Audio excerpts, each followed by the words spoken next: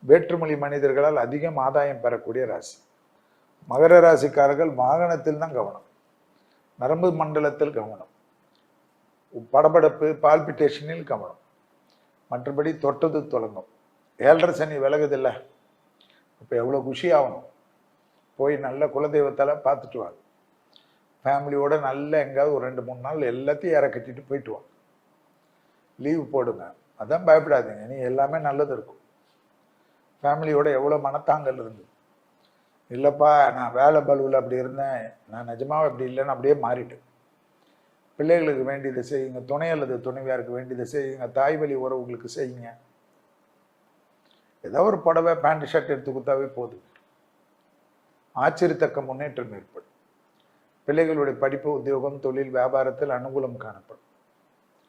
உங்களுக்கும் என்ன பட்சம், இந்த கழுத்துலேருந்து நரம்பு, இந்த மயக்கம், இந்த நீங்கள் தான் பார்த்துக்கணும். வாகனத்தில் ரொம்ப ஜாக்கிரதையாக இருக்கணும். மகரம் சனி தான் விலகிச்சே செல்வி, இது ஒரு சூட்சமாக இருக்குது, தயவுசெய்து அதில் மட்டும் பார்த்துக்க.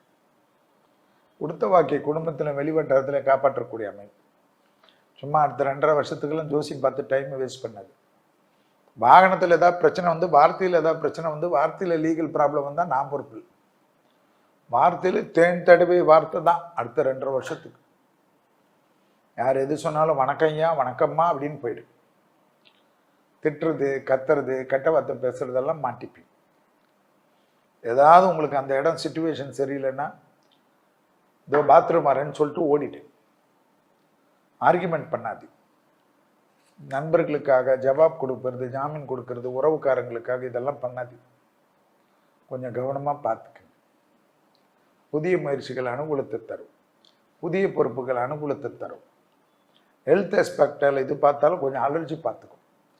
இந்த எலும்பு வலிக்கிறது, கை வலிக்கிறது, ஷோல்டர் வலிக்கிறது, ஜாயின்ட் பெயின்ஸ் வலிக்கிறது, நடந்தால் ரொம்ப கஷ்டப்படுறது, இதெல்லாம் வரும். பார்த்துக்க. புதன் சரியில்லைல்ல. மகர ராசிக்கு ஒரே ஒரு விஷயம்தான், என்னது, எப்பயுமே பெரிய லெவல் அனுகூலம். சூரியனை பிடிச்சிக்கோங்க. நவகிரகத்தை நீ 2.5 வருஷத்துக்கு சூரியனை பிடிச்சிங்கன்னா தான் சேஃப். சூரியனையும் கேதுவையும் பிடிச்சிக்கோங்க நவகிரகத்தை. ஹாப்பியாக இருப்பீங்க.